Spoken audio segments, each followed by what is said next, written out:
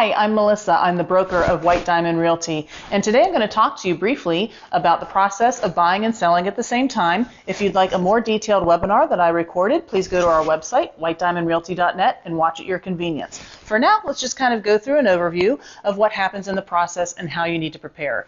The first most important thing is to understand what your timing and your motivation is, and then to gather all of the information up front to help make the process easier.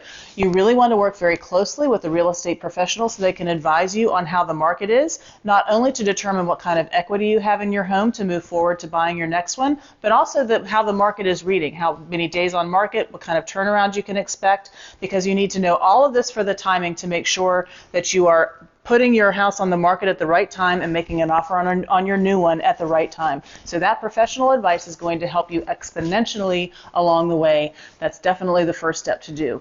I touched on equity just a second ago. That's very important to know your buying power, but it's also important to know your timing, because sometimes if you've been in your house for a very long time, you would have enough equity to buy your next house to move into before you put your house on the market, which can be a far easier way to do it. But regardless of what you have, regardless of the reason that you're moving, you need to consult with somebody who can help you through the entire process to make the step easy from step A to step Z at both closing tables when you sell and then you buy. If you have any other questions, please don't hesitate to reach out and call. And we have a lot of these informational videos that we bring to our clients, customers, and the public to help them elevate their real estate experience.